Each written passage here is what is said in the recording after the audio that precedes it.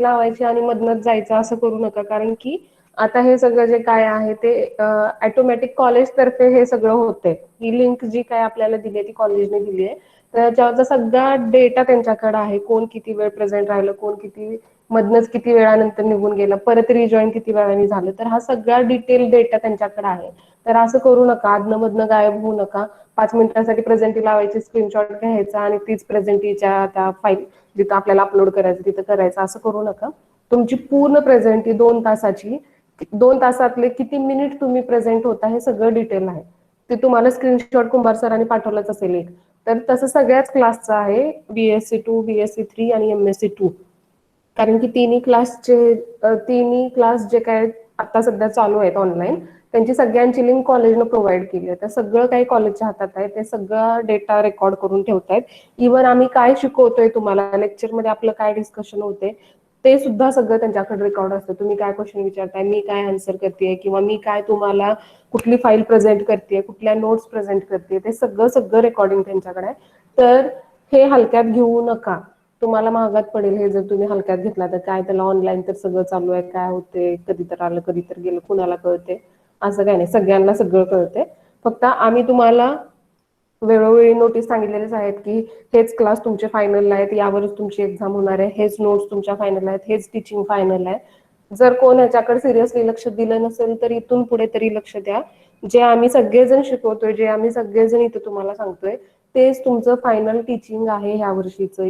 या व्यतिरिक्त तुम्हाला वेगळं काही प्रोव्हाइड केलं जाणार नाहीये.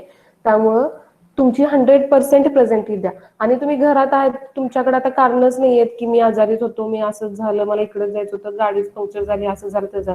जिथं आहात तिथं बसून तुम्हाला क्लास अटेंड करायचं, कुठं जायचं नाही, कुठे यायचं नाही, फक्त मोबाईलवर इंटरनेट पाहिजे, दॅट्स इट. आणि ते घरातल्यापैकी कुणाकडं असतंच. त्यामुळं काहीही एक्सक्यूज नका देऊ.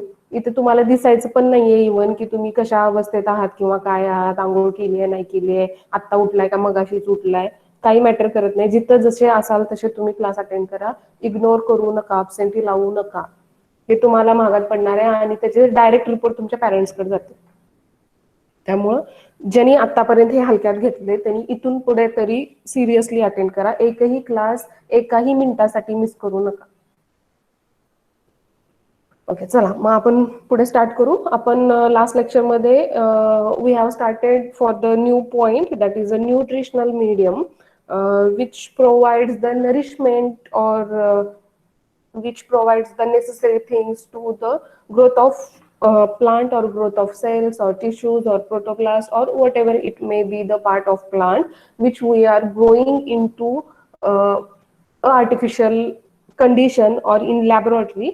So for the growth of those part of plant we are providing the nutritional media, and that nutritional media is having multiple components in it with the different concentrations, and depend on the concentration of that nutrients, the media have very much different scientists give the different names to that medium.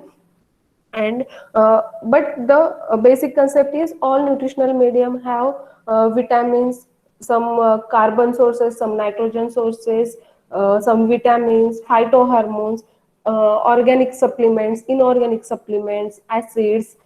These are the basic components which are present in all nutritional media, but the difference is only the concentration is differ in different media, depend on the requirement of researcher or who is doing the tissue culture experiments. Depend on that the concentration is differ, and also this concentration is affected on the type of cultures or type of cells. And as I told in last lecture, if you are cultivating the woody plant or some ornamental plants, depend on that type also the requirement of that tissues or that cells is differ because of their natural habitats. If you are using the plant from aquatic culture, so you have to give more salt concentration to that cells, because in aquatic culture or in if the plant is from marine uh, marine nature. So you have to provide the more salt concentration in that media. So likewise, uh, depend on the type of plant and type of culture you want to develop, you have to provide different nutritional media to that cells for their better growth and a better development. Okay. uh, Up to this we have studied in last lecture, so let's move to the next part. The basic concept is clear that the nutritional media have different components, but which different components they are having, this part is we are dealing today. So as I told earlier, nutritional media have inorganic nutrients and organic supplements also. So the basically inorganic nutrients means the source of carbon, hydrogen, nitrogen, potassium, different metals, different ions. These are come under the category of inorganic nutrients. And these mineral elements, uh, if you are aware of the periodic table, there are I think 164 different elements are there, and out of 164 element, only 16 to 20 are necessary for the growth of uh, for the human life. Only 16 are necessary, 1 6, not more than that. Our whole body is made up of only 16 elements, and likewise for the uh, plant also, they are not needed all 164 elements, but only near about 16 to 20 or 22 elements are necessary for the growth of living system, or basically for plant. And on that uh, 16 to 20 element, the different sources of or molecules are made up of, and those are the carbon sources, nitrogen sources, uh, which are categorized again into different category, and we gave the name to those compounds or those molecules, like potassium. Potassium is basic element, but when the compound have that element, we give the different name, that is potassium molybdate, potassium hydrate, likewise. So the nutrient media, when the you have to add inorganic nutrients, the basically calcium, which is for the which is the component of a cell wall of plant cells. So for the develop for the, during the developmental procedure, when your cell is get divided into another cells, and then it get nourished, the cell wall is during this procedure, cell wall is get formed. So the basically calcium is the component of a cell wall. When one cell is getting divided into another cell, uh, to the second cell, there is also cell wall formation of this procedure is begin. So for the next cell wall formation, you have to provide the calcium for to sustain that cells, or to complete the formation of a cell wall. So you have to add external calcium source in that nutritional media to form whole cell wall of that newly formed cells. Okay, are you getting my points, or it is a just one way teaching? मी काय बोलते हे कळतंय का? होय हो ma'am कळतं. सगळ्यांना कळतंय का? कारण की हे जे 2 4 विद्यार्थी आहेत ते मला क्विकली आन्सर करतात, पण बाकीच्यांचं काय, ज्यांना हे जे आन्सर करतात त्यांना तर कळतं, हे कळते, पण बाकीच्यांना कळते का? जर कळत नसेल, खूपच काय म्हणतात, कन्फ्युजिंग होत असेल, तर सांगा मला, मी परत एकदा तुम्हाला जे काय मी बोलते ते परत परत पण मी सांगू शकते, पण तुम्हाला कळलं पाहिजे ही गरज आहे. कळत नसेल तर तुम्ही तिथंच मला इंटरप्ट करून विचारू शकता की मॅडम हे परत सांगा, किंवा हे आम्हाला नाही कळालं, तुम्ही काय सांगताय ते डोक्याच्या वरनं चाललंय. पण शिकवतात शिकू दे, आपली अटेंडन्स झाली, असा मनात कुठेही विचार ठेवू नका. कळत नसेल तर तिथं लगेच विचारा प्रत्येक शिक्षकाला, फक्त मलाच नाही, प्रत्येकाला तुम्हाला कळत नसेल तर तिथल्या तिथं विचारत चला.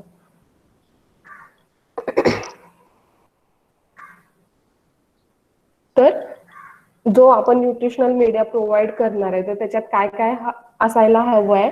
तर डिफरंट विटॅमिन्स असायला हवे, डिफरंट फायटो हार्मोन्स असायला हवे, डिफरंट ऑर्गॅनिक इनऑर्गॅनिक एलिमेंट्स असायला हवेत, सॉल्ट्स असायला हवं आहे, प्लस आयन्स असायला हवेत. पण हे सगळं कशाला हवं आहे, कशासाठी द्यायचंय त्या न्यूट्रिशनल मीडियामध्ये. तर प्रत्येक कंपोनंटचा काहीतरी रोल आहे प्लांटच्या डेव्हलपमेंटमध्ये. जसा की कॅल्शियमचा रोल आहे सेल वॉल फॉर्मेशन मध्ये. प्रत्येक प्लांटच्या कुठलाही भाग घ्या प्लांटचा, त्यातल्या ज्या सेल्स आहेत प्रत्येक सेलला सेल वॉल आहे. तर ती सेल वॉल जी बनलेली आहे ज्या काय म्हणतात एलिमेंट्सनी ती सेल वॉल बनलेली आहे, तर त्या सेल वॉल मधला एक महत्वाचा कंपोनंट जो आहे तो कॅल्शियम आहे. जर तुम्ही त्या न्यूट्रिशनल मीडियामध्ये कॅल्शियम नसेल तुमच्या न्यूट्रिशनल मीडियामध्ये, तर जेव्हा एखादं प्लांट सीड पासून ग्रो होते, मोठ्या साईज मध्ये ग्रो होते, सीड जर्मिनेट होते, त्यातनं छोटे छोटे प्लांटचे लिव्स येत आहेत. म्हणजेच काय होते, तिथले त्या सीड मधल्या ज्या सेल्स आहेत त्या डिवाइड व्हायला लागल्यात.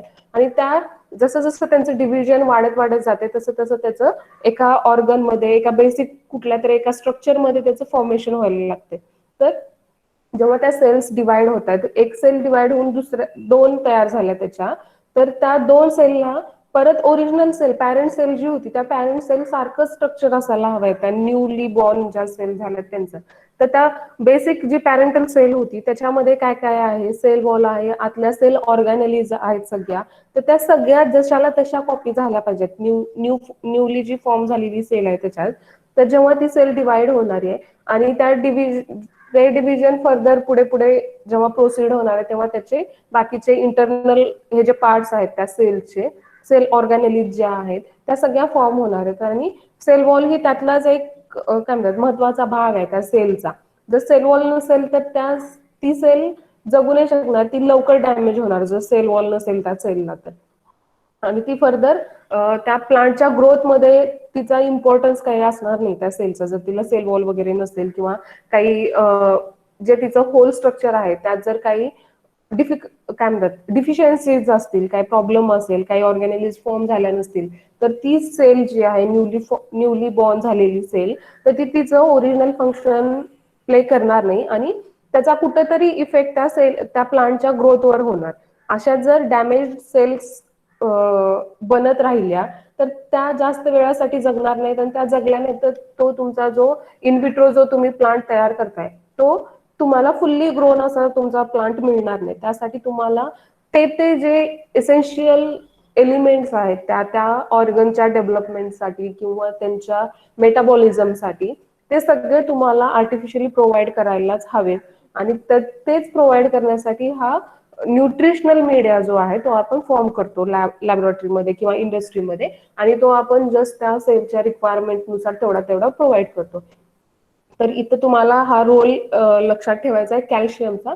Calcium is the component of a cell wall, so you have to provide it for the nourishment or formation of cell walls in the newly formed cells. Okay, कारण की आपण एक लीफचा छोटासा पार्ट तुम्ही त्या मीडियाच्या प्लेटवर प्लेस करताय आणि त्या छोट्याशा लीफच्या तुकड्यापासून तुम्ही कॅलस ग्रो करताय किंवा होल प्लांट ग्रो करताय. तर तिथे तुम्हाला हे सगळं दिलं पाहिजे तरच तुमचं नवीन झाड तयार होणार आहे तिथं लॅबमध्ये.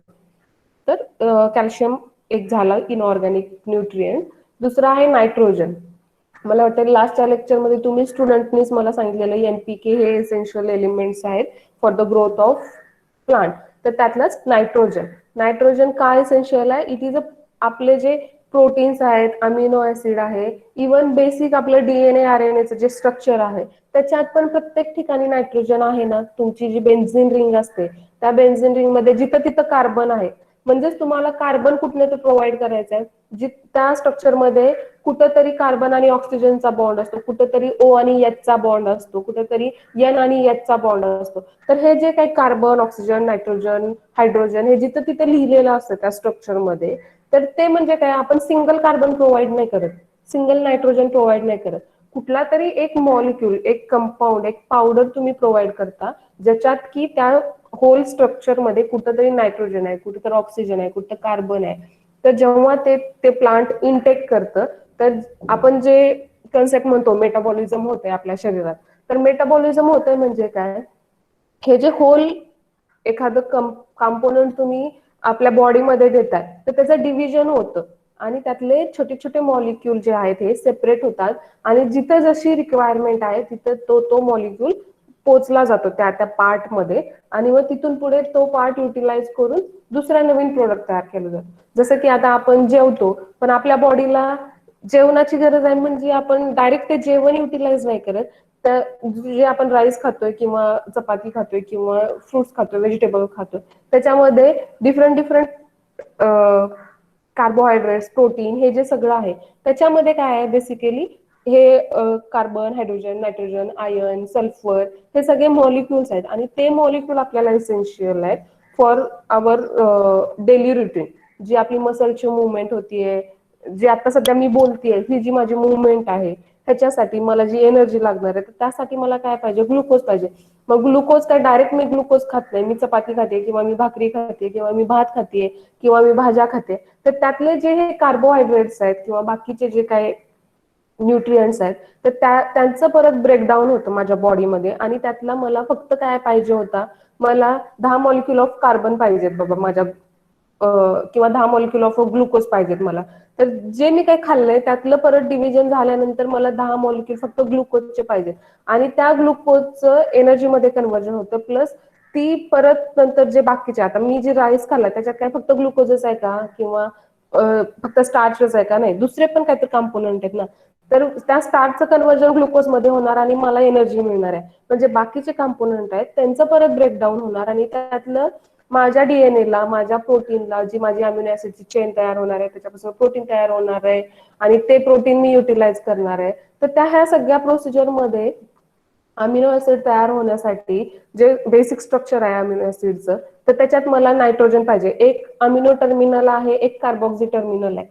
अमिनो टर्मिनल म्हणजे काय, NH3 पाहिजे मला, तर मला 10 नायट्रोजन पाहिजेत, मला 30 हायड्रोजन आयटम पाहिजेत, COOH कार्बॉक्सी टर्मिनल एका साईडला आहे, तर मला 10 कार्बनचे मॉलिक्यूल पाहिजेत आणि 60 मला ऑक्सिजनचे मॉलिक्यूल पाहिजेत. तर हे जे मला एवढे मॉलिक्यूल हवेत ते मी कशातनं घेणार, जे माझ्या राईस मधलं स्टार्च सोडून बाकीचं मॉलिक्यूल आहेत त्यातले मी हे सगळे कार्बन, हायड्रोजन, ऑक्सिजन घेणार आणि माझा अमिनो ऍसिड बिल्डअप करण्याची जी प्रोसिजर आहे म्हणजे ट्रान्सक्रिप्शन जे आहे, ते ट्रान्सक्रिप्शन मी पूर्ण करणार आणि त्याचं ट्रान्सलेशन करणार परत बॉडीमध्ये आणि प्रोटीन तयार करणार आणि ते प्रोटीन जे आहे ते माझ्या ह्या बॉडी मुवमेंटसाठी किंवा माझ्या डेली रुटीनसाठी, माझ्या बोलण्यासाठी, माझ्या चालण्यासाठी, फिरण्यासाठी, हे सगळी जी मला एनर्जी लागणार आहे त्याच्यात कन्वर्ट होणार आहे. तर हेच बेसिक प्रिन्सिपल आपण इन विट्रो जे प्लांट ग्रो करणार आहे त्यामध्ये पण वापरणार. ते झाड जर तुम्हाला त्या एका छोट्याशा बी पासून, सीड पासून ग्रो करायचं किंवा लीफच्या छोट्याशा पार्ट पासून 1 बाय 1 मीटर, 1 बाय 1 मिलीमीटरच्या पार्ट पासून तुम्हाला एक होल प्लांट रिजनरेट करायचंय, तर तुम्हाला हे सगळं त्या झाडाला द्यायला हवंय.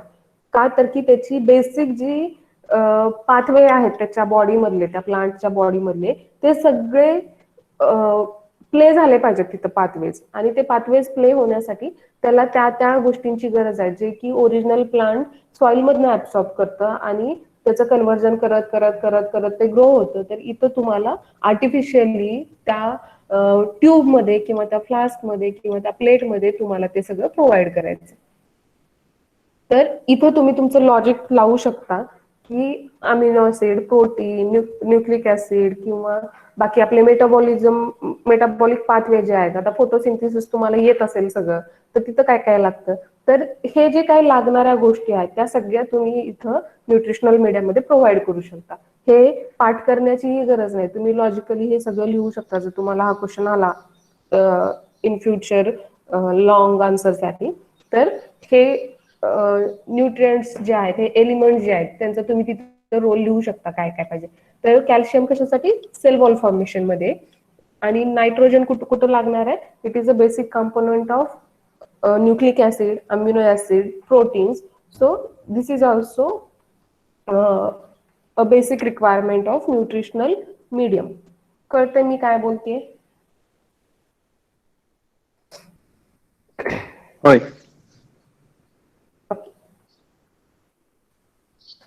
नेक्स्ट न्यूट्रिएंट आहे किंवा इनऑर्गॅनिक न्यूट्रिएंट आहे magnesium. Magnesium is a part of chlorophyll molecule. क्लोरोफिलचं स्ट्रक्चर आपल्याला 11वी-12वीला झालं. पार्ट असेल तिथं काय काय होतीये प्रोसिजर, हे जर लॉजिक तुम्ही तिथं लावलं तर हे पण तुम्हाला लक्षात राहण्यासारखं आहे. पण नसेल तेवढं लावायचं तर पाठ करा. Magnesium is another one essential element which is required for the which is a part of chlorophyll molecule. आणि प्लांटमध्ये क्लोरोफिल नसेल तर ते प्लांट फोटोसिंथेसिस करणार नाही, ते ग्रीन असू शकणार नाही. ग्रीन असलं नाही तर ते जगणारच नाही. त्यामुळे क्लोरोफिल एसेन्शियल आहे. क्लोरोफिलचं फंक्शनिंग प्ले होण्यासाठी मॅग्नेशियम इसेन्शियल आहे. तर मग जर तुम्ही तो मॅग्नेशियम प्रोव्हाइड नाही केला त्या न्यूट्रिएंट मीडियम मध्ये तर प्लांट तुमचं ऑटोमॅटिकली डाय होणार आहे.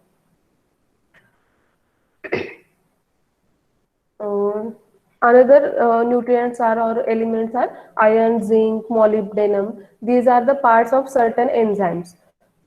मेटाबॉलिझम होतं म्हणजे काय होतं, एखाद्या गोष्टीचं दुसऱ्या प्रोडक्टमध्ये कन्व्हर्जन होतं. आणि हे जे कन्व्हर्जन होते किंवा हे पाथवे जे रन होत असतात बॉडीमध्ये, इवन इन ह्युमन बॉडी किंवा हे प्लांट मधलं कन्सिडर करा, जेव्हा हे कन्व्हर्जन होते एका गोष्टीचं दुसऱ्या गोष्टीमध्ये, तर हे कन्व्हर्जन कोण करतं? एन्झाईम्स करतात. तर एन्झाईमच्या फंक्शन प्ले करण्यासाठी असं नाही की सगळ्याच एन्झाईमला, पण बऱ्याचशा एन्झाईमला को फॅक्टर्स लागतात किंवा काही एलिमेंट्स लागतात की त्यांच्या प्रेझेन्समध्येच ते एन्झाईम्स त्यांचा रोल प्ले करतात. तर काय काय एन्झाईमचं फंक्शन प्ले करण्यासाठी आयर्न प्लस झिंक किंवा मॉलिब्डेनम हे अशा टाईपचे काही मॉलिक्युल्स नेसेसरी असतात. इथे तुम्ही आयर्न झिंक जरी म्हणजे हे छोटेसे मॉलिक्युल आहेत, लक्षात ठेवण्यासाठी सोपं आहे. मॉलिब्डेनम जरी लक्षात नाही राहिलं तरी, तर these are required for the activity of certain enzymes असं तिथे लिहायला लागेल तुम्हाला. मी इथं काय सांगते तुम्हाला की कुठले कुठले एलिमेंट्स तुम्ही त्या मीडियामध्ये असायला हव्यात आणि त्यांचा ते आपण त्यात ऍड करतोय तर त्यांचा रोल काय काय ऍड करायचे का, उगी आपल्या लॅबमध्ये आहेत म्हणून ऍड करायचे का, नाही. त्यांचा बेसिकली काहीतरी एक रोल आहे त्या प्लांटच्या ग्रोथमध्ये, नरिशमेंटमध्ये, तो मी तुम्हाला इथं सांगते. ओके. हे आयर्न, झिंक, नायट्रोजन, कॅल्शियम हे सोडून बाकीचे लागणारे कंपोनंट्स कुठले कुठले आहेत तर कार्बन, हायड्रोजन, नायट्रोजन, ऑक्सिजन आणि आणखी 12 वेगळे एलिमेंट्स आहेत.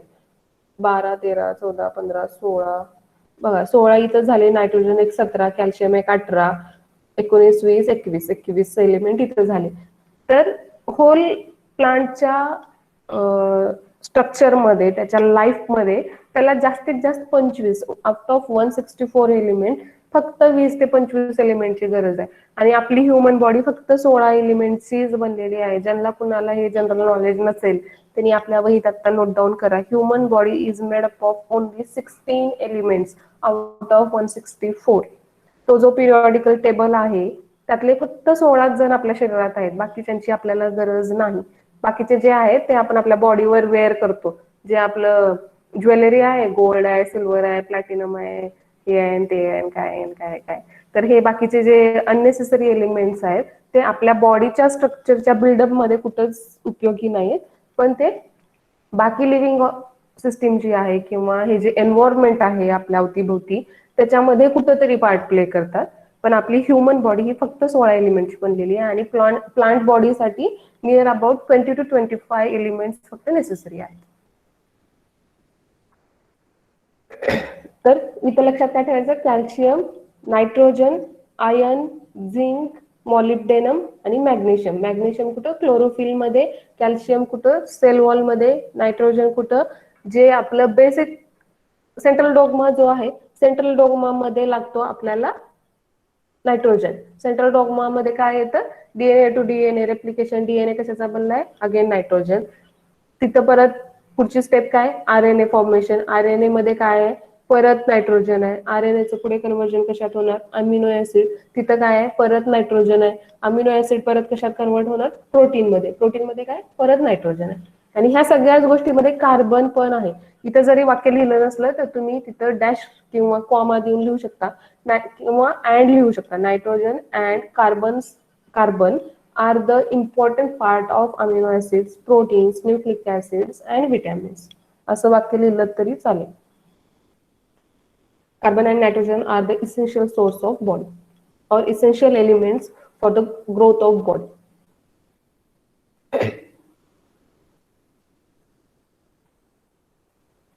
हे तर मी तुम्हाला लास्ट लेक्चरमध्ये सांगितलंय की these components are required in particular concentration, and the concentration which is above or greater than 0.5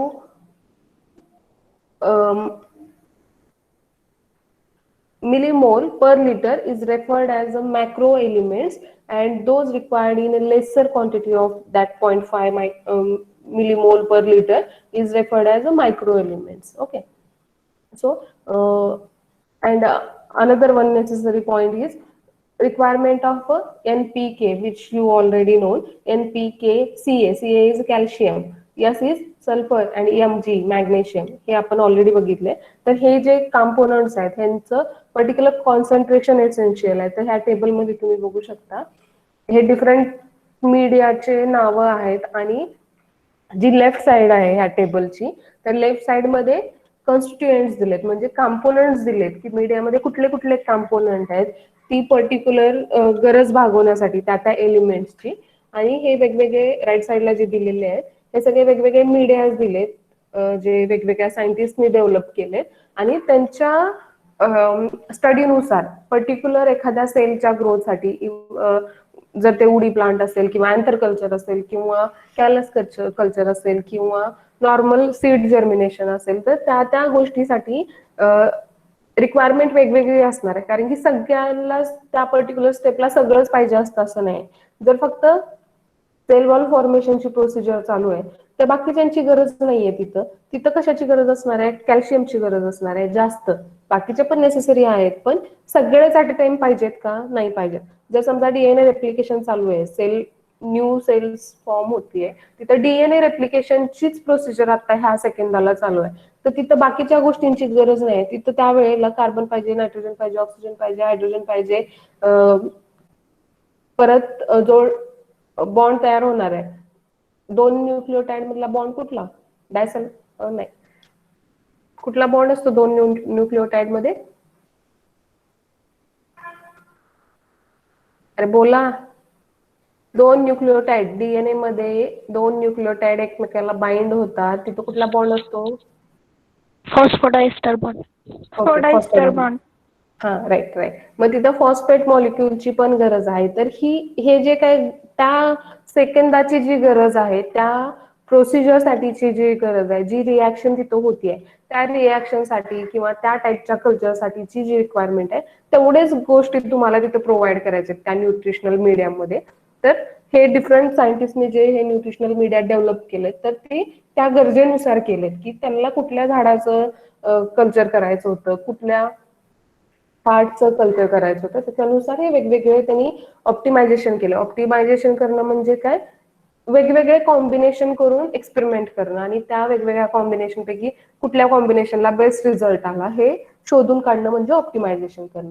तर त्यांनी हे जेव्हा थाउजंड्स ऑफ एक्सपेरिमेंट केले असतील, तेव्हा त्यांनी हे एक डिफाईन स्ट्रक्चर त्या मीडियाचं शोधून काढले की एवढ्याच कॉन्सन्ट्रेशन मध्ये जेव्हा तुम्ही हे एलिमेंट्स घालाल, हे कंपोनंट्स घालाल, तेव्हा त्या टाईपच्या सेलची ग्रोथ तुम्हाला बेटर मिळेल, हे त्यांनी शोधून काढले. तर हे काही एलिमेंट्स आहेत जे की पर्टिक्युलर मीडियामध्ये असायला हवेत आणि त्या कॉन्सन्ट्रेशन मध्ये असायला हवेत. जे हे पुढे दिसतंय ना, आता समजा केसीएल आहे पहिला कंपोनंट, केसीएलच्या पुढे 1500 दिसते, तर हा निट्स अँड निट्सचा जो मीडिया आहे त्याच्यामध्ये ह्याचं कॉन्सन्ट्रेशन एवढा हवाय. एवढं म्हणजे किती? 1500 mg पर लिटर एवढं पाहिजे. आणि तेच केसीएलचं कॉन्सन्ट्रेशन व्हाईट ह्या सायंटिस्टनं जो डिस्कवर केलेला मीडिया आहे त्याच्यात फक्त 65 mg पर लिटर हवे. आणि मुराशी गॅन स्पूग मध्ये तर हा एलिमेंट त्यांनी ऍडच नाही केलेला. लाईकवाईज पुढचे जे बाकीचे 3 मीडिया आहेत त्याच्यात पण केसीएल हा एलिमेंट ऍडच नाही केलेला. तर ही कोण ऍड करतंय किंवा एखाद्या मीडियामध्ये तो एलिमेंट नसतो, तर हे सगळं फक्त कुठल्या टाईपच्या सेलसाठी तुम्ही न्यूट्रिएंट मीडियम प्रिपेअर करताय त्याच्यावर हे डिपेंड आहे. तर तुम्हाला इथं लक्षात काय ठेवायचंय, बेसिक जे मगाशी मी एलिमेंटचे नावं सांगितले, calcium, magnesium, nitrogen, carbon, NPK, हे तुम्हाला पाठच आहेत. तर हे त्यांचे रोल आणि ह्यांची गरज का आहे हे फक्त लक्षात ठेवायचं. ह्यातले तुम्हाला काही लक्षात राहिले तर चांगलीच गोष्ट आहे, पण तुम्ही हे एक 2-4 वेळेला तुमच्या तुमच्या वहीवर लिहून काढायचा प्रयत्न करा, कुठले कुठले एलिमेंट आहेत. हे तुम्ही 2-4 वेळेला लिहून काढलं तर त्यातले निदान एक 5-7 तरी तुम्हाला लक्षात राहतील. तर हे असे डिफरंट मीडिया आहेत, त्याच्यामध्ये हे डिफरंट कॉम्पोनंट्स आहेत, डिफरंट डिफरंट कॉन्सन्ट्रेशन मध्ये. कळते? मी ही फाईल तुम्हाला शेअर करते, आज नक्की करते, 110% करते. तुम्ही नंतर हे तुमच्या नोटबुकमध्ये लिहून काढा आणि प्रॅक्टिस करा, कुठले कुठले मीडियामध्ये काय काय एलिमेंट्स आहेत, किती कॉन्सन्ट्रेशन आहे.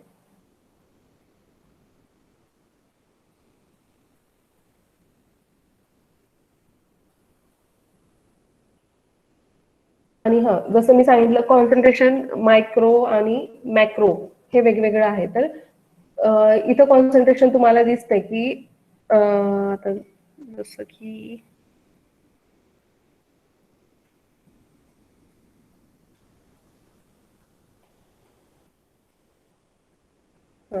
CuSO4.5H2O दिसला का तुम्हाला? CuSO4 कुठं आहे ते? मग मी त्याला स्क्रीनच्या एंडला सेकंड लास्ट जो आहे ना तो दिसतोय, CuSO4.5H2O. तर त्याचं कॉन्सन्ट्रेशन किती आहे? 0.025 आहे. परत सेकंड मीडियामध्ये तर नाही आहे, थर्ड मध्ये पण सेम कॉन्सन्ट्रेशन आहे, फोर्थ मध्ये 0.5 आहे, फिफ्थ मध्ये 0.025 आहे, सिक्स मध्ये तर नाही आहे. तर हे जे कॉन्सन्ट्रेशन आहे ते अगदी कमी आहे, मिनिमम आहे. तर ह्या अशा टाईपच्या कॉन्सन्ट्रेशनला तुम्ही मायक्रो एलिमेंट म्हणू शकता. अशा टाईपचे जे एलिमेंट आहेत त्यांना तुम्ही मायक्रो म्हणू शकता.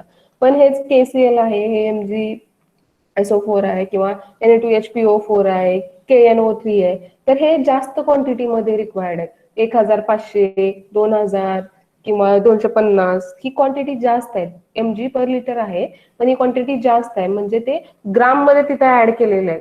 तर जेव्हा जास्त क्वांटिटी असते तेव्हा त्याला मॅक्रो एलिमेंट म्हणायचं. आणि हे जे 0.025 आहे CuSO4, ते अगदी मिनिमम क्वांटिटीमध्ये ऍड केले, पर लिटरला एवढं गेले, पर लिटरला. म्हणजे किती एमजी नाही, MUG मध्ये झालं, 0.025 mg सांगितलंय त्यांनी, बरोबर. तर एवढं कमी कॉन्सन्ट्रेशन जेव्हा असणार आहे तर तशा एलिमेंटला तुम्ही मायक्रो एलिमेंट म्हणू शकता. कळतंय? आता हे थायमिन, पायरिडॉक्सिल, निकोटिनिक ऍसिड, हे जे सगळे काय आहेत ते पॉईंट मध्ये आहेत ना, 0.1 mg per litre, 0.5 mg per litre. तर हे जे कॉन्सन्ट्रेशन आहेत हे सगळे झाले मायक्रो एलिमेंट.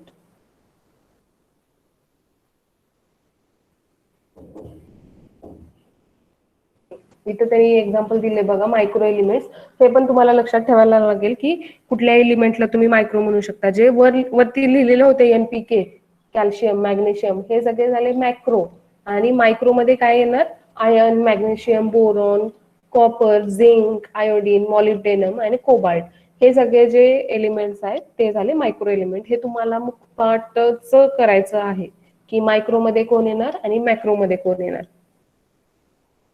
कळतंय?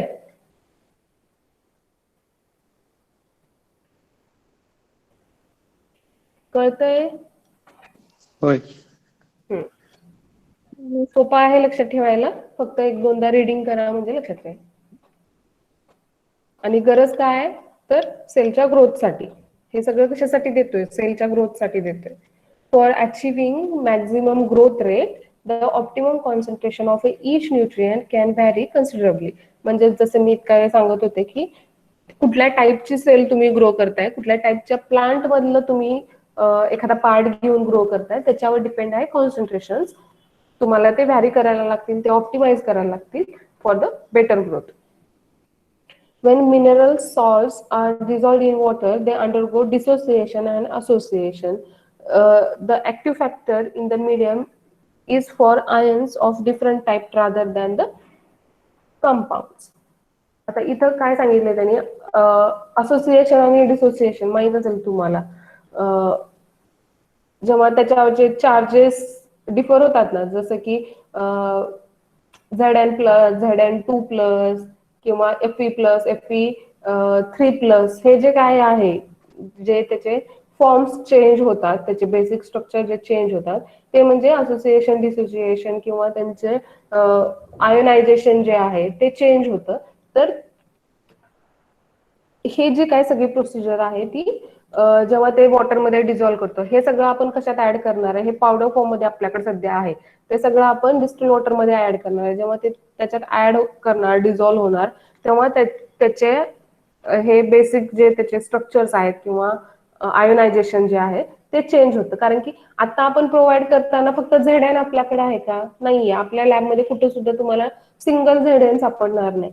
ZnO3 असा नावाचा काहीतरी कंपाऊंड सापडेल, किंवा कॉपर हे नुसतंच कॉपर नाही आपल्या लॅबमध्ये असत नाही.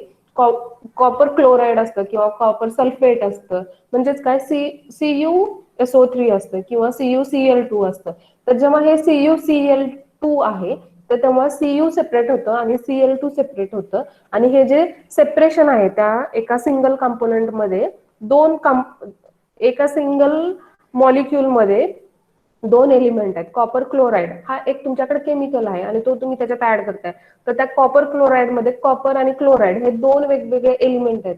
तर जेव्हा तुम्ही हे वॉटरमध्ये डिझॉल्व्ह करणार आहे कॉपर क्लोराईड, तुम्हाला 0.5 mg पाहिजे, समजा 0.5 mg तुम्ही 1 लिटर वॉटरमध्ये टाकलं, तर त्यातलं कॉपर हा फक्त सेपरेट होणार आहे आणि क्लोराईड हा सेपरेट होणार आहे. आणि तिथं वॉटर मॉलिक्यूल किंवा हे बाकीचे जे तुम्ही सगळे न्यूट्रिएंट्स टाकताय, तर त्यांच्यात परत हे बॉन्डिंग वेगवेगळं तिथं बॉन्डिंग तयार होतं. कॉपर सेपरेट झाला म्हणजे तो नुसताच कॉपर राहत नाही, किंवा क्लोराईड सेपरेट झाला म्हणजे नुसताच क्लोराईड राहत नाही. त्यांच्या व्हॅलन्सीज आहेत, त्या व्हॅलन्सीज पण तिथं फुलफिल झाल्या पाहिजेत. बरोबर आहे, कारण की कॉपर आणि क्लोराईड हे एकमेकांना जेव्हा पर्टिक्युलर एका स्ट्रक्चरमध्ये किंवा पर्टिक्युलरली त्यांनी जेव्हा त्यांच्या व्हॅलन्सीज मॅच करून घेतले असतील एकमेकांसोबत, तिथं काय तर बॉन्डिंग तयार झाली असेल, तेव्हाच ते दोघं एकमेकांसोबत तिथं काय म्हणतात एकमेकांसोबत राहून त्यांनी हा कॉपर क्लोराईड नावाचा मॉलिक्यूल तयार केलाय. जर तुम्ही त्या दोघांना सेपरेट करताय वॉटरमध्ये, तर तिथं त्यांची व्हॅलन्सीज, त्यांचं बेसिक स्ट्रक्चर, त्यांचे आयोनायझेशनचे जे फॉर्म्स आहेत ते कुठंतरी स्टेबलाइज झाले पाहिजेत. त्यामुळं तुम्ही केमिस्ट्रीच्या फिजिक्सच्या ह्याच्यात बघितलं असेल की वेगवेगळे प्लस साईन्स असतात ह्या आयन्सवर, Fe2+, Fe3+, Zn+, नुसतं Zn2+.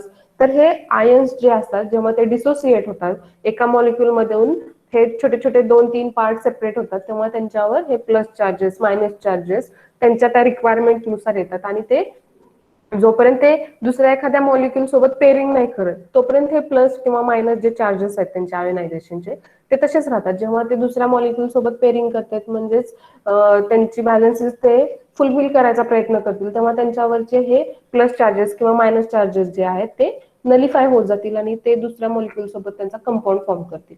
तर हे सगळं जी काय प्रोसिजर आहे ती, जेव्हा तुम्ही हे वरती जे आपण सगळे लिस्ट आउट केलेले मॉलिक्यूल्स आहेत, हे MnSO4 किंवा FeSO4, तर इथं आयनची नेसेसरी आहे आपल्याला. पण सिंगल आयन देऊ शकतो का आपण, नाही.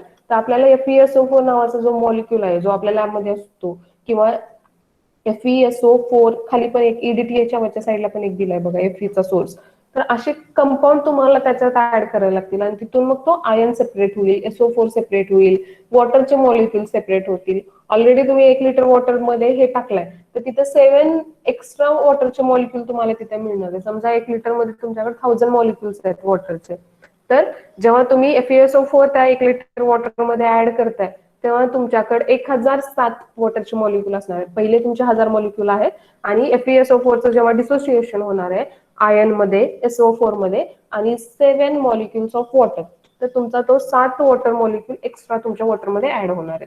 हे असं एखाद्या कंपाऊंडचं डिसोसिएशन होतं.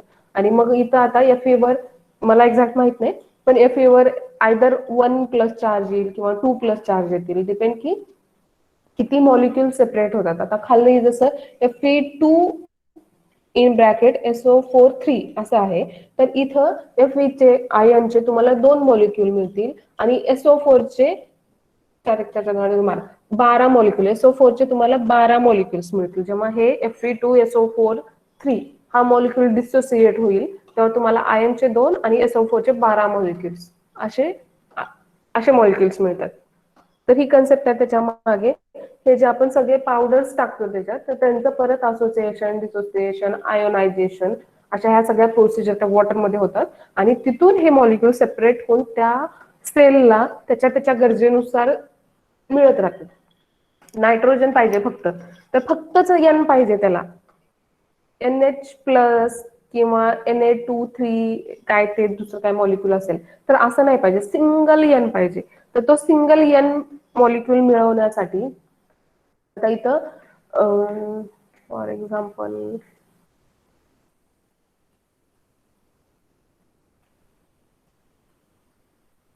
Na2SO4 आहे तर हा काय झाला इथं जेव्हा हा वॉटरमध्ये डिझॉल्व्ह करणार आहे तेव्हा Na चे 2 मॉलिक्युल मिळणार आहेत आणि SO4 चे 2 मॉलिक्युल मिळणार आहेत.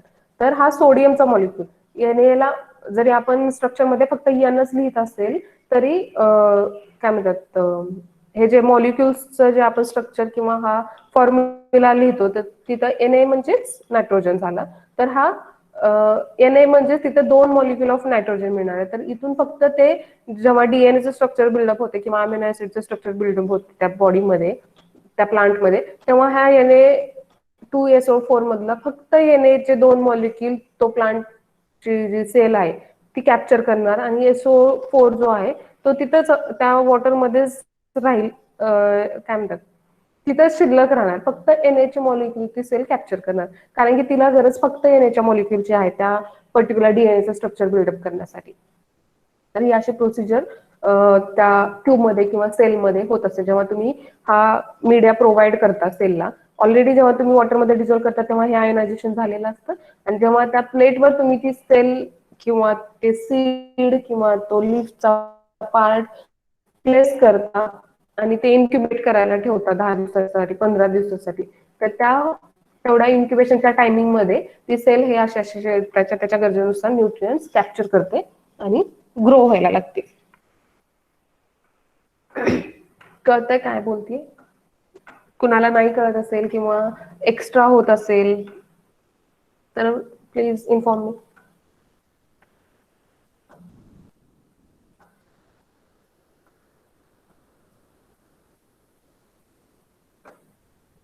ठीक आहे कळतंय सगळं.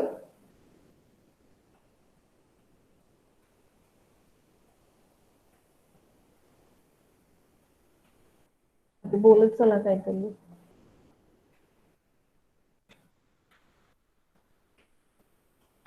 तर आणखी एक लक्षात ठेवण्यासारखी गोष्ट म्हणजे these different nutrient media which we have seen in table earlier table so there we can see all media contain the components same components but in different concentration. So this is the one point you have to remember.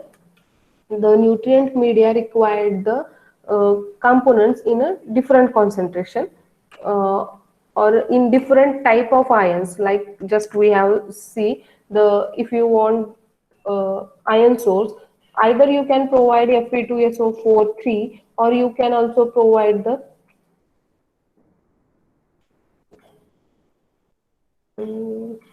FeSO4. Okay, thus your requirement is for ion either you can provide FeSO4 both components give you ion like your requirement. So it is not necessary that in all media the component should be same. It doesn't matter which component you are going to add only it matters the matter of elements. Okay, तुमची गरज काय आहे त्या सेलच्या त्या मीडियमची गरज काय आहे तुम्हाला तो कंपोनंट मिळाला पाहिजे तो एलिमेंट मिळाला पाहिजे. तो एलिमेंट तुम्ही कुठल्या मॉलिक्युल मधनं प्रोव्हाइड करताय इट डझंट मॅटर. तो कंपाऊंड कुठलाही असू शकतो. Fe2SO4 द्या किंवा FeSO4.7H2O द्या दोन्ही मधनं तुम्हाला काय मिळणार आहे आयर्नच मिळणार आहे. तर ही एक गोष्ट लक्षात ठेवा की कुठला कंपोनंट तुम्ही प्रोव्हाइड करताय which component you are providing is doesn't matter the only matter is of which ions you needed. Uh, for most purposes, a nutrient medium should contain from 25 to 60 millimolar inorganic nitrogen. ही एक काय म्हणतात आणखी एक महत्वाची गोष्ट म्हणजे जो nitrogen तुम्ही प्रोव्हाइड करणार आहे तर त्या नायट्रोजनचं कॉन्सन्ट्रेशन जे त्या मीडियामध्ये असायला हवंय ते नियर अबाउट 25 टू 60 मिलीमोलार असायला हवंय. मिलीमोलार हे मोलारचे जे कन्वर्जन आहेत ते मी कधीतरी एखाद्या दिवशी झूमच्या आपल्या मीटिंगवर एखादी वेगळी मीटिंग कंडक्ट करून सांगेन कारण त्याच्यावर लिहून दाखवता येतं इथं नाही लिहून दाखवता येत तर त्याच्यावर मी एखाद्या दिवशी तुम्हाला मिलीमोलारचे कन्वर्जन सांगेन. तर नायट्रोजनची रिक्वायरमेंट किती आहे 25 to 60 millimolar. The cells may grow on nitrate alone, but often there is a distinct beneficial effect and requirement for ammonium or another source of reduced nitrogen. तर इथं नायट्रोजनचे तुम्हाला नायट्रोजन प्रोव्हाइड करायचं तर नायट्रोजन वेगवेगळ्या type मधून तुम्ही provide करू शकता. अमोनियामध्ये पण नायट्रोजन आहे किंवा रिड्यूस नायट्रोजनचे वेगवेगळे सोर्सेस आहेत किंवा आपण जे आता वरती नायट्रोजनचे काही कंपोनंट्स बघितले किंवा काही कंपाऊंड्स बघितले तर त्यातनं पण तुम्ही नायट्रोजन सोर्स प्रोव्हाइड करू शकता. तर सेलची जी गरज आहे त्याच्यानुसार तुम्ही हे चेंजेस करू शकता तिथे.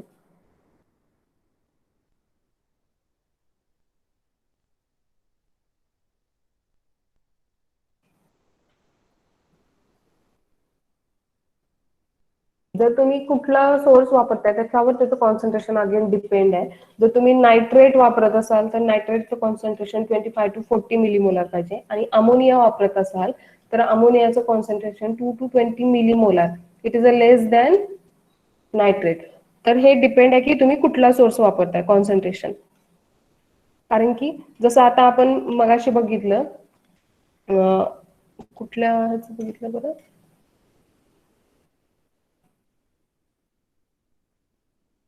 आता इथं FeSO4 मध्ये जे बघितलं तर तिथं जर डिसोसिएशन झालं तर तिथं एकच आयनचा मॉलिक्यूल आपल्याला मिळतोय पण इथं Fe2SO4 जो आहे त्याचं जर डिसोसिएशन झालं तर तुम्हाला दोन आयनचे मॉलिक्यूल ऍट अ टाइम मिळणार आहे. एका मॉलिक्यूलचं ब्रेकडाऊन झाल्यावर तुम्हाला दोन आयनचे मॉलिक्यूल मिळणार आणि वरचा मॉलिक्यूल जर ब्रेक झाला तर तिथं एकच मॉलिक्यूल मिळणार आहे. तर हे मॅटर करतं की तुम्ही कुठला सोर्स प्रोव्हाइड करताय आणि त्याच्यातनं तुम्हाला किती मॉलिक्युल्स मिळणार आहेत. तर ह्याच्यावरनं तुम्ही कॉन्सन्ट्रेशन परत डिफर करू शकता. तर हेच सेम मी इथं नायट्रेटसाठी सांगितले. जर तुम्ही नायट्रेट प्रोव्हाइड केला तर त्याच्यात लेस नायट्रोजन मॉलिक्युल असणार आहे त्यामुळे त्याचं कॉन्सन्ट्रेशन तुम्हाला वाढवायचं आहे. पण ते जर तुम्ही अमोनिया प्रोव्हाइड केला तर तिथं तुम्हाला त्याचं कॉन्सन्ट्रेशन कमी ठेवायचं आहे. That is 2 to 20 millimole. Okay, the response to ammonium varies from inhibitory to essential depending upon the tissue and the purpose of culture. तर अमोनिया कधी कधी हार्मफुल पण असू शकतो त्या सेलला जो की त्या सेलची ग्रोथ इनिबिट करणार आहे. इनिबिट करणार आहे म्हणजे स्टॉप करणार आहे किंवा स्लो करणार आहे. तर असे इफेक्ट सुद्धा होऊ शकतात. तर depend on which type of tissue or cell you are cultivating or growing, depend on that you can change the source of nitrogen.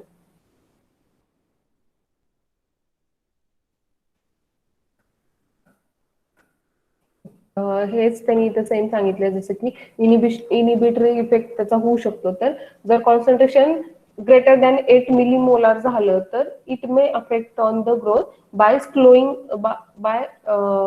Slow down of that growth of that cells. जर concentration 8 millimolar पेक्षा जास्त झालं तर त्या सेलची growth slow होऊ शकते किंवा मिनिमाइज होऊ शकते.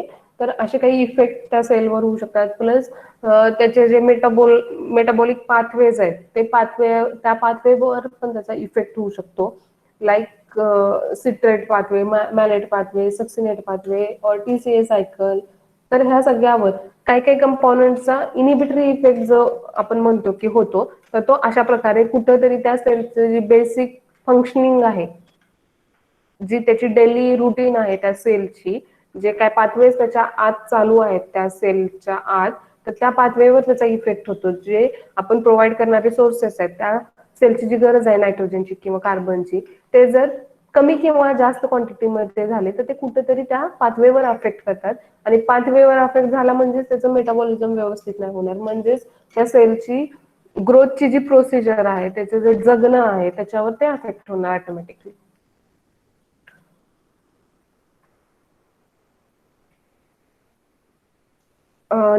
Next is potassium.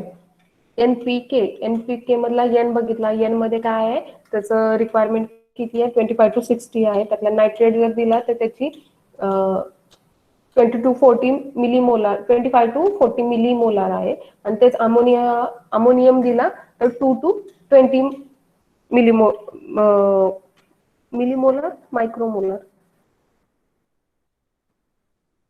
Millimolar requirement आहे.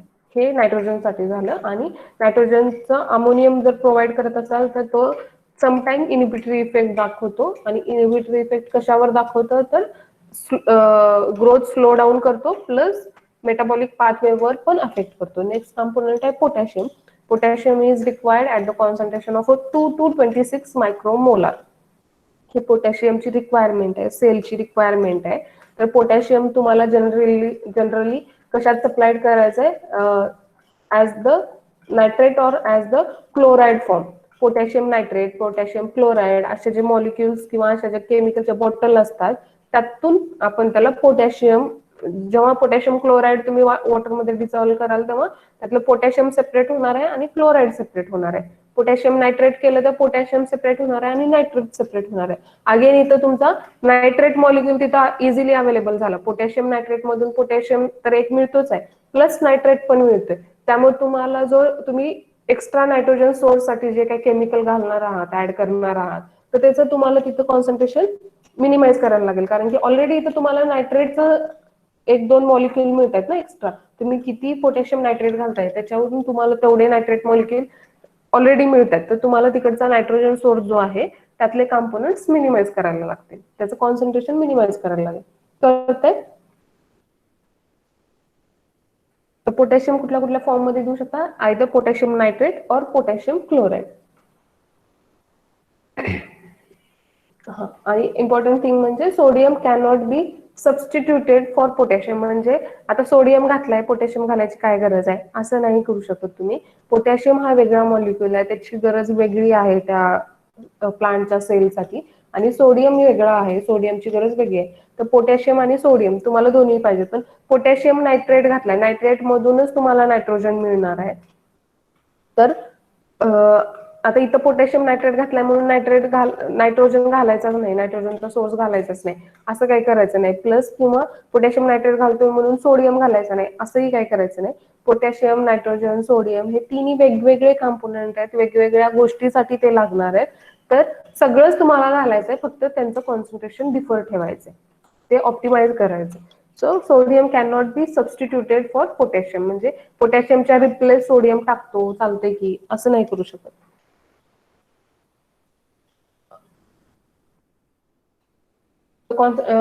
जे बाकीचे एलिमेंट्स आहेत like calcium sulphate, phosphate, magnesium, तर त्यांची रिक्वायरमेंट किती असायला हवी आहे मीडियममध्ये, तर ती आहे 1 to 3 मिलीमोलार. तर तुम्हाला इतर कॉन्सन्ट्रेशन लक्षात ठेवायचे. नायट्रेटचं 25 to 60 मिलीमोलार. त्याच्यानंतर पोटॅशियम आहे 2 to 26 millimolar. Calcium sulphate, phosphate, मॅग्नेशियमचा आहे 1 to 3 मिलीमोलार. हे फक्त 4-5 कंपोनंट आहेत, त्यांचे कॉन्सन्ट्रेशन लक्षात ठेवायचे. बाकी मायक्रो एलिमेंट्स मध्ये नावं लक्षात ठेवायचे. Iron, iron, copper, zinc, molybdenum ह्यांची नावं लक्षात ठेवायचे मायक्रो एलिमेंट्स मध्ये. मॅक्रो मध्ये कोण येणार, NPK, कॅल्शियम, मॅग्नेशियम.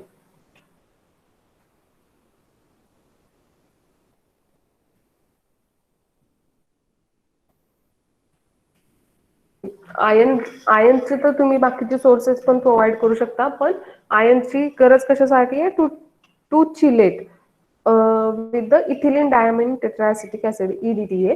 तर हे आपल्याला आयर्न कशासाठी लागणार आहे, जे मेटाबॉलिक पाथवे आहे तिथं कुठली कुठली एन्झाईम आहेत ज्यांच्या काय म्हणतात फंक्शनिंगसाठी, त्या एन्झाईमची कॅटालायटिक ऍक्टिव्हिटी जी आहे ती परफॉर्म होण्यासाठी त्याला काही मेटल्स लागतात. तर त्यातला एक आयर्न आहे की जो नेसेसरी आहे for the functioning of some enzymes.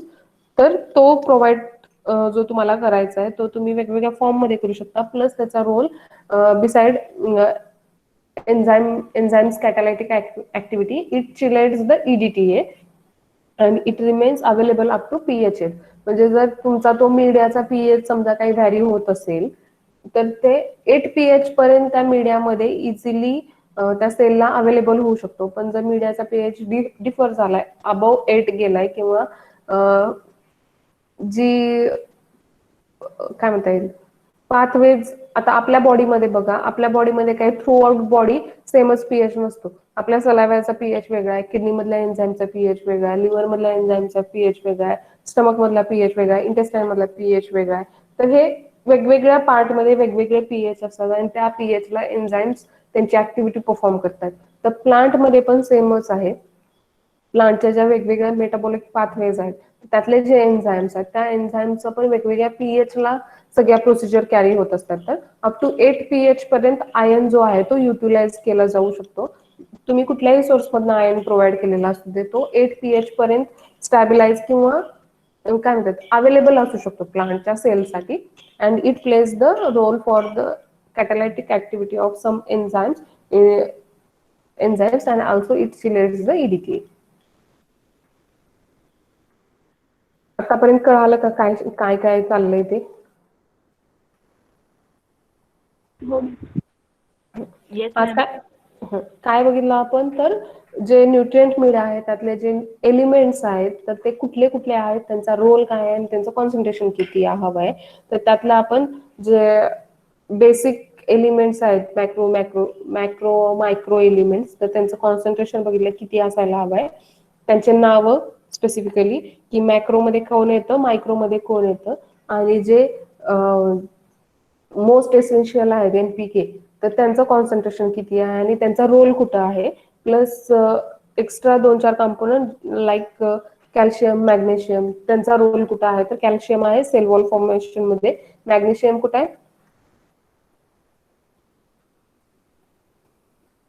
Magnesium कुठं आहे, मॅग्नेशियमचा रोल काय आहे मग अशीच सांगितलं मी. कोफॅक्टर फॉर सम एन्झाईम आणि क्लोरोफिल कंपोनंट. तर हे आणखी एक्स्ट्राचे 2-4 कंपोनंट ज्यांचा की रोल कुठं आहे, कुठं कुठं काय काय प्ले करतात ते रोल. तर कळालं आज जे शिकवलं ते सगळ्यांना का बोर झालं नाही. किंवा माहित असलेलंच परत परत ऐकायला मिळालं असं काय?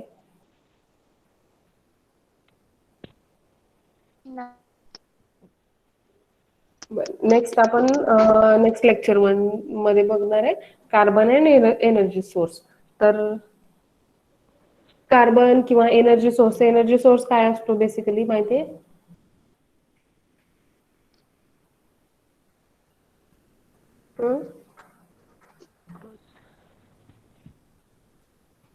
Basic energy source